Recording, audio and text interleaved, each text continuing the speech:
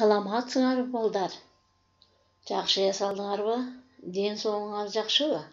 Анда бүгүнкү аралыктан окутуу сабагыбызды баштайбыз. Кыргыз тили 8-класс. Сабагыбыздын темасы текст менен иштөө. Сабагыбыздын максаты окуучулар тексттин мазмуну менен таанышып, аны өзү айтып бере алышат. Текст боюнча суроолорго жооп беришет. Кыргыз тилинде так, туура сүйлөөгө, жазууга көнүгүшөт. Бири-биринин пикирин угууга, сылык болууга, убакытты туура пайдаланууга үйрөнүшөт. Анда балдар, маанайыбызды көтөрөбүз. Биздин маанайыбыз ушундай болсун. Анда сабакка көңүл бургула. Балдар, бул текстти бирге окуйбуз. Анда көңүл бургула. Калпычы. Бир бала кой кайтарып жүрдү. Ал карышкырды көрбөстөн эле койго карышкыр тийди деп кыйкырып калды. Аны угар замат айылдын кишилери чуркап барышты. Баланын жалган айтканын көрүштү. Бир күнү койго чын эле карышкыр тийди. Бала айылдагы кишилерди жардамга чакырды. Баягыдай калп айтат да дешип, кишилер келбей коюшту. Баланы карышкыр тоотподу. Ал бир койду желкесинен тиштеп, аркасына көтөрүп жөнөдү. Балдар, текстти окуп бүттүкпү? Анда түшүнүңөрдү айтып, суроолорго жооп бергиле балдар.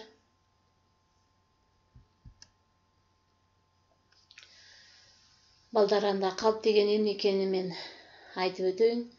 Калп деген эмне? Калп ырыс кесет, кайгы өмүр кесет. Калп деген эмне? Адамдардагы эң жаман терс сапаттардын бири бул ойдон чыгарып жалган сүйлөө. Жоктон бар кылып, болбогон нерсени бардай кылып айтуу. Калп жеке адамдын деңгээлинде кылык жоруктун жагымсыз түрү гана эмес, ал этникалык айлана чөйрөгө таасир этүүнүн да ыкмасы болуп саналат. Калп айтуу алдамчылык, рухий дарт. Калп айтуу ал өзүн өзү алдоо, кыйынчылыкты жеңе албаган, чындыкка тике карай албаган адам. Калп айтуунун себеби өз максатына жетүү үчүн ар кандай айла амалдарды ойлоп табат. Кандай терс сапаттардын бири экен балдар? Эч качан калп сүйлөбөгүлө жана үйрөнбөгүлө балдар. Ар дайым чын сүйлөгүлө көнүккүлө. Эми суроолорго жооп бергиле балдар. Бала эмне кылып жүргөн? Бала эмне деп кыйкырды? Аны угаар замат кимдер келишти? Баланын жалган айтканын алар кантип билишти? Чындап койго карышкыр тийгенде эмне үчүн жардамга келбей коюшту? Калп айткан балага зыян болдубу? Урматтуу окуучулар, дифтериңерди алгыла, бүгүнкү датаны жазасыңар. Тема текст менен иштөө. Ушул суроолорго жооп жазгыла балдар.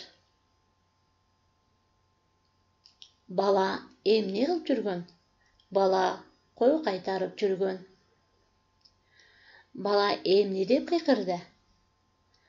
Ал койго карышкыр тийди деп кыйкырды. Аны угаар замат кимдер келишти?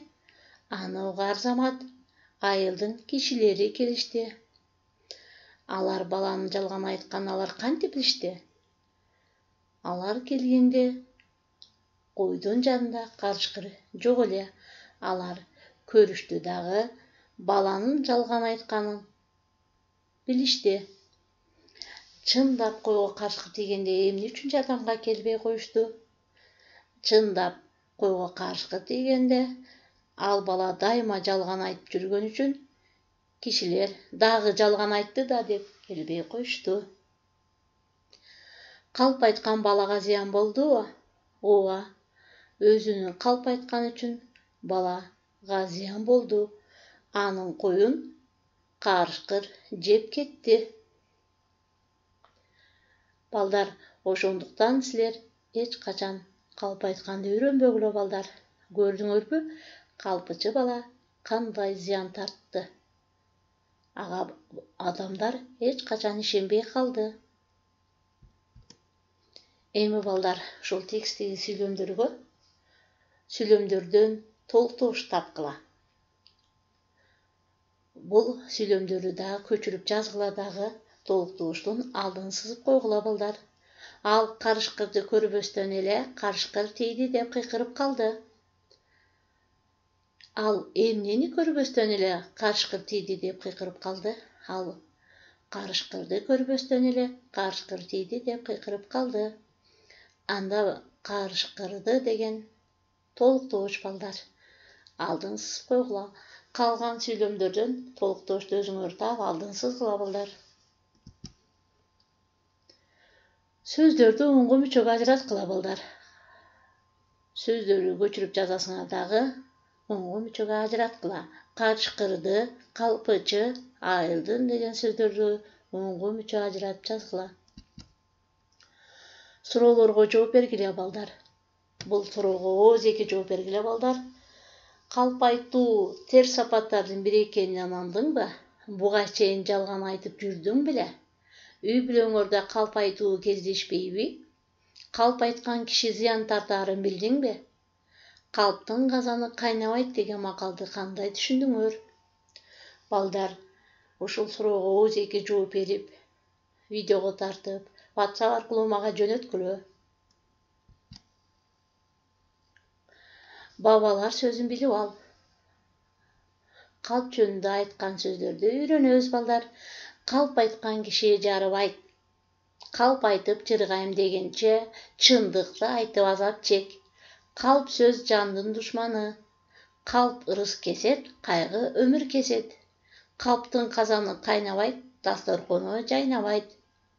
Ушул сөздөрдүн баары туура балдар. Ошондуктан эч качан калп айтканды үйрөнбөгүлө.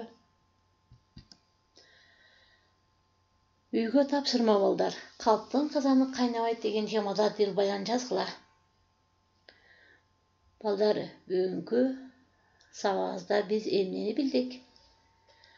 Бүгүнкү сабагыбызда биз калп бул терс сапаттардын бири экенин билдик. Эч качан калп айтууну үйрөнбөш керек экенин билип алдык балдар.